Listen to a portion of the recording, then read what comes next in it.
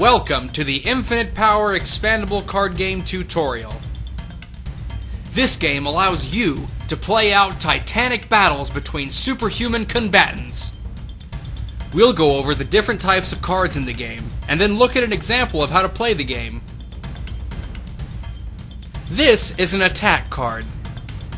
You can easily spot attack cards by the numbered power burst in the top corner. The number listed is the power cost to activate the card. Each card also has a unique name. The art on each card shows the card's game effect in action.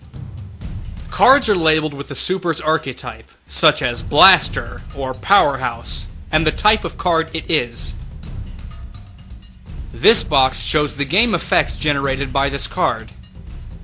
An attack card's game effect usually has to be activated before it can take effect. At the bottom of most cards is a quote that characterizes the feel of the card.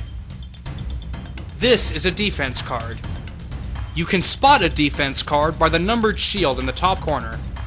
The numbers listed show the amount of KO and life damage the defense can be activated to negate. All other parts of defense cards are the same as the others. Enhancement cards are played on your turn to make your attack and defense cards more effective.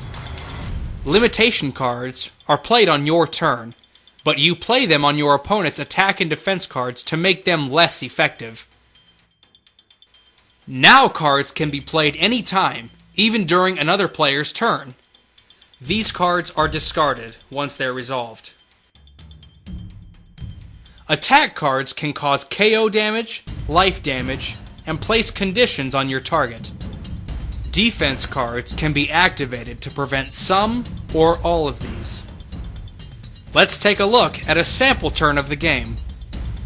At this point, the Powerhouse player has the Terrain Toss attack card in play, with 2 power counters on it, and the Bulletproof defense card. He also has 5 cards in his hand. In the power-up step, the Powerhouse places a power counter on the Terrain Toss card. The next step is Enhancements and Limitations. In this step, the Powerhouse player plays a Broken Bones limitation card from his hand. He passes that card over to the Blaster player. Then he asks her to attach this card to the Force Field defense card she has in play. Now the Powerhouse player moves on to the attack step. He removes the power counters from his Terrain Toss attack card and activates it. Terrain Toss's game effect reads, activate to roll a die. 1 to 4, cause 4 KO damage to target. 5 plus, cause 5 KO damage to target. The Powerhouse player then rolls a die, getting a result of 2. This means that the Blaster player will now take 4 KO damage. The Blaster player has a Force Field defense card in play, which reads, activate to reduce KO damage by 1 from each attack. She also has the Broken Bones limitation attached to that force field, which reads, each time the attached card is activated, take 1 KO damage that is not reduced by defenses or conditions. She decides to go ahead and activate her defense, reducing the KO damage from 4 to 3. However, once the attached defense card is activated, the limitation card causes 1 KO damage. The Blaster player reduces her starting KO points by 4, leaving her 6 KO. If her KO or life ever drops to 0, she'll lose the game. The Powerhouse player now moves on to the Power Play step, and puts the Slam attack card into play from his hand. He then draws 2 cards and ends his turn. The Blaster player begins her turn with the Molecular Paralysis attack card in play, with 1 power counter on it, and the Force Field defense card with the Broken Bones limitation attached to it.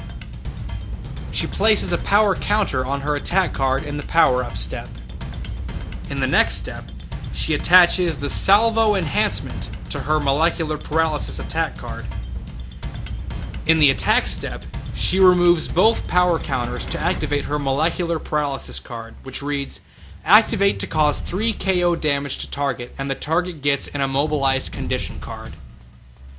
This attack card also has an enhancement attached that reads, when the attached attack card is activated, you may immediately activate it again, then discard this enhancement. She elects to activate her attached molecular paralysis attack again and discard the enhancement, which will send another dose of KO damage across the table to her opponent. The Powerhouse player has the Bulletproof Defense card in play, which reads, activate to reduce KO and life damage by 2 from each attack. He activates this defense to apply its protection to both the initial attack damage and the enhancement damage separately. The Powerhouse player reduces his starting KO points by 1, leaving him 9 KO. Then he does it again, leaving him with 8 KO. This attack also comes with the immobilized condition, which reads, skip your attack and power play steps. This means that the Powerhouse player will not be allowed to attack or play new powers on his next turn. Luckily for him, he has a Now card named Break Free in his hand, which reads, discard this card from your hand to discard an immobilized condition card affecting you. He announces that he is playing a Now card and reads it to the Blaster player before discarding it and the condition card. The Blaster player then moves on to the Power Play step and puts the Mega Blast attack card in play from her hand. She then plays Distance, another defense card. Since she can only ever have a single defense card in play, she must discard her Force Field defense card and all attachments from play. This returns the Broken Bones limitation to the Powerhouse player's discard pile. She then draws 2 cards, ending her turn. This completes our tutorial for the Infinite Power Expandable card game. Thank you for watching, and please join us at www.bonsaigames.net. You can also find us on Facebook and Twitter.